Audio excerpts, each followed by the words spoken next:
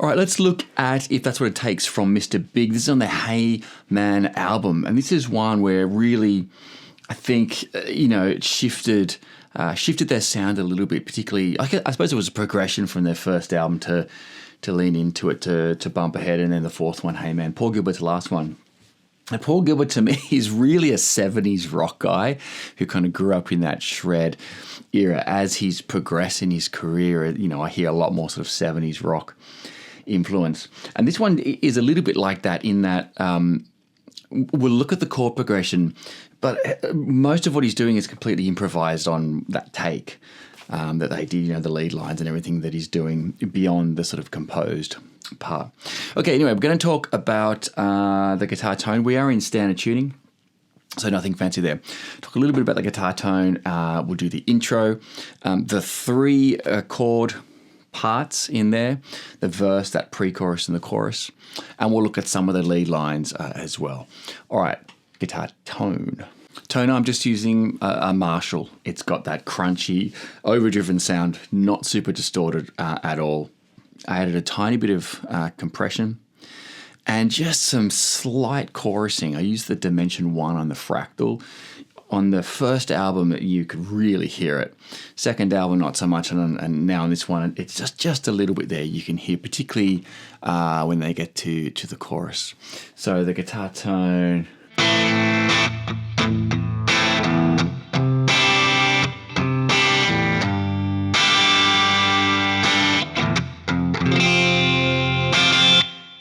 That kind of a thing. Okay, on this guy, I am dual humbucker, and I'm in the middle position there.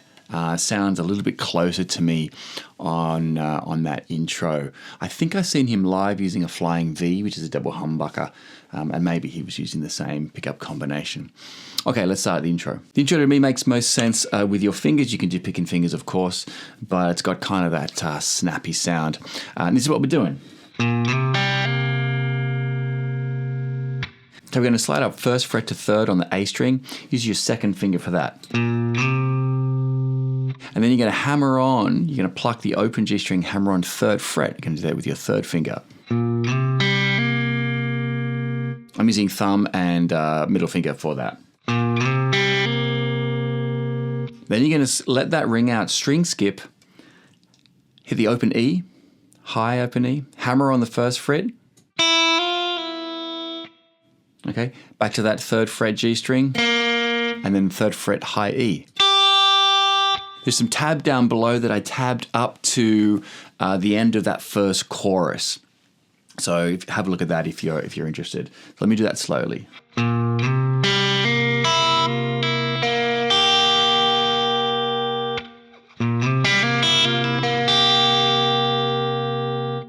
Okay, next part we're going to go down to a B flat. So we're fretting first fret on the A string with your first finger, then you're barring. You need to bar that down to cover first fret on the G string. And I do pinky here on the third fret B string. Thumb's going to hit the A, and then you're going to use these two fingers to pluck the G and B strings together.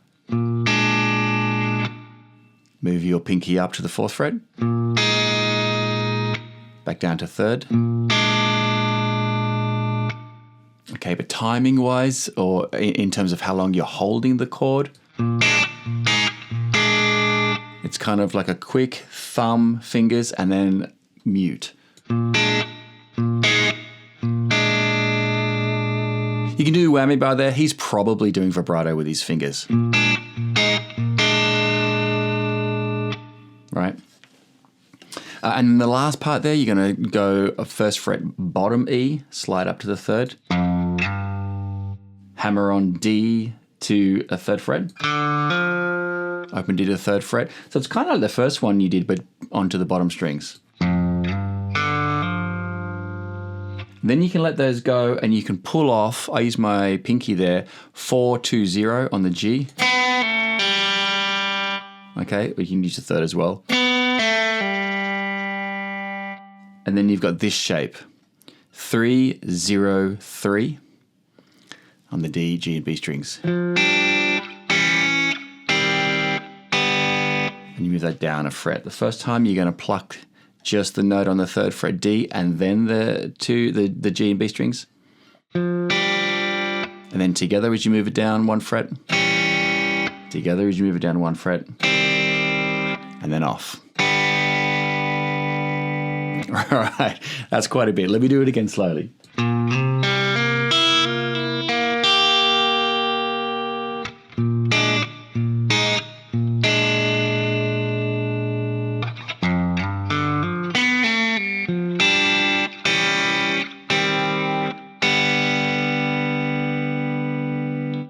Okay, and that is the intro. Now we're into the verse. Okay, the verse. As I mentioned, there are 3 parts of the song in terms of a chord progression. There's the verse, the pre-chorus, and the chorus. All right. Now, what we're going to do is we're going to look at the chords of each of them. Now, until you really get to the pre-chorus and the chorus, Paul Gilbert isn't playing any chords. He's doing sort of lead work over the top. But the lead work really makes more sense if you understand what the chords that are happening underneath. Okay, so the verse, you just think in sort of mostly cowboy chords. So C major to an F to D minor, G back to C.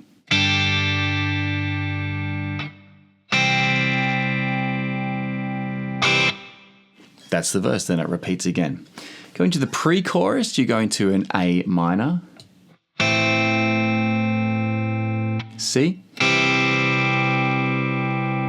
A minor C, A minor C. And the 4th time you're going to go to a G, to an F.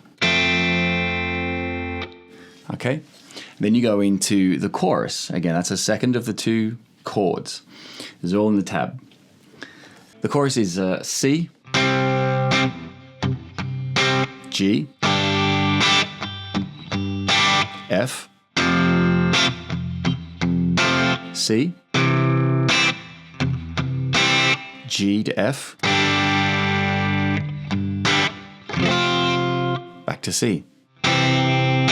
Okay, so they're the chords underneath it. Nice simple chords. If you want to play along just with those, with the original, you can do that. Beautiful. All right, let's look at some of the lead lines now. So when the song first starts, Billy, the bass player, is outlining a C. Now, Paul, I reckon he's doing it with his fingers here, right? Okay, so the first part, let's start looking at those licks through the verse. We'll just do that first verse. Okay, so he plays the C. Paul doesn't play. There's no guitar there. It's being outlined by Billy Sheehan. Okay, so you got a C. 2, 3, 4. So right on the 4 and, he's going to slide up to the 7th fret, the A, and the D string, and then hit that C, because you're on a C chord. 5th fret, G string, give it some vibrato. Then in the bass moves to an F, and Paul will play. Okay, now that right there is really, really bluesy. He's still basically outlining a C major pentatonic, but because of that half bend, because of that E flat that he does with that pre-bend, when you're over the F, it really makes it sound like you're on an F7 there. And so it's a really bluesy sound that he's got, okay? Okay, next they go to the D minor chord, and he outlines D minor. So this is slightly deviating from the A minor C major pentatonic, but he's sliding up to the 7th fret G and then hit 6th fret, because that's the minor 3rd F of the D minor chord you're on. Chord tones, everything's chord tones. And again, this is all tabbed down below up to the end of the first chorus. And then he comes back to a C.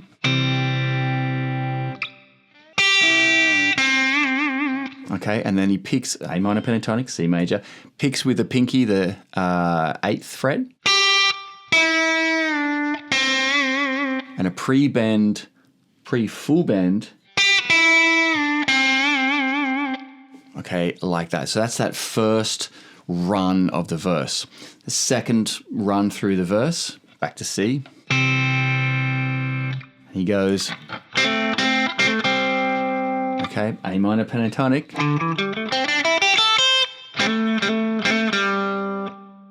Okay, just some nice little bluesy licks there. Going to the F. Now this he does more a chordal thing.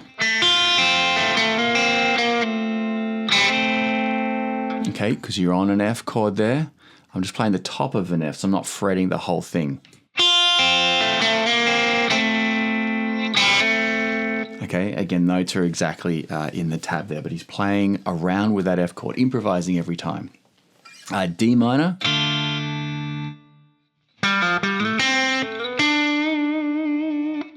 Okay, on the D minor pentatonic, because he's on the D minor chord. And then this part, because you've gone to the G, he slides up to and brings in a B, 7 to 9. Okay, so I'm talking a lot about notes and frets and stuff like that. The exact detail are in the tab. It's just interesting how every chord is completely improvised, but he's working around with chord tones, which is the most important thing that you want to do. Okay, last part in that second verse before we hit the pre-chorus, back on the C chord.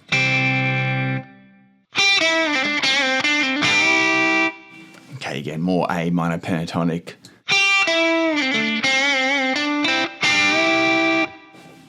Okay, those sorts of things there. Now we're going into that pre-chorus. Now you can switch to bridge pickup if you want. I'm just going to stay on this today. And then we go to the chorus, kick on an overdrive. We'll look about that. We'll look at that in a second. Okay, so remember the chords that we're looking at in the pre-chorus: A minor, C, 3 times. Then we go to a G, to an F. Okay, but the rhythm guitar, again, he'll play differently every time. But it's this kind of feel.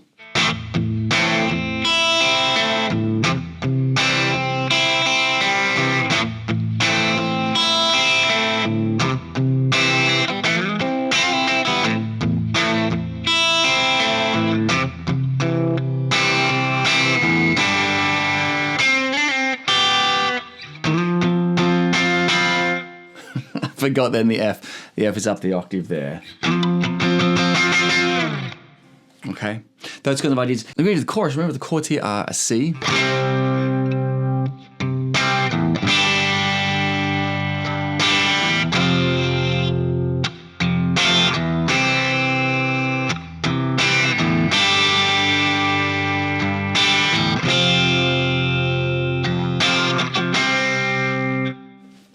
that kind of an idea. Feel-wise, again, improvised, doing it slightly differently. Think something like this.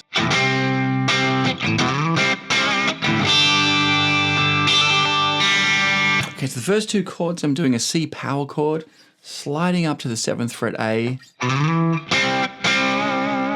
and doing the really super common, doing a diad there, 5th fret A and A. Again, check the tabs out. Now when I go to G5, I'm using my thumb there, because that enables me to do, okay, which you can hear there.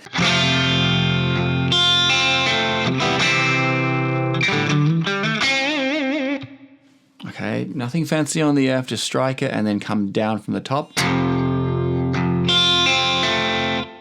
A C open chord, and then okay, slide up 5 to 7, then hit 5 to 7 next string, vibrato on the 5G string.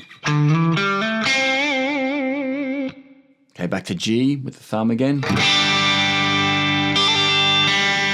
F.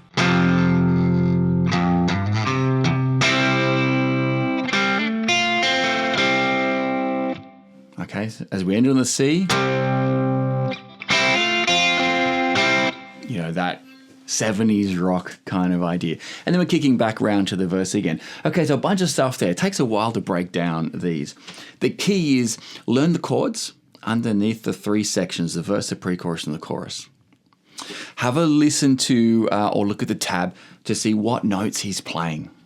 When he's on C major, F major, it's all C major pentatonic, same as A minor pentatonic. When he goes to the D minor, he's specifically outlining D minor, so he brings the F in. Beautiful. When he was on the F, he brought in that E flat, give it that bluesy sound. Again, he's probably not thinking this, not thinking, oh, I'm going to target the flat 7. It's all by feel. But when you break it down, you can really learn a lot there. And even when he goes into the chorus, doing those sorts of things, the feel's just a little bit different, all those fills. That's an interesting part of this song. There's not really a riff. It's just a chord progression that he's improvising over every time he plays it, so it keeps it fresh. Anyway, that's what it takes, Mr. Big Good Luck. See you next time.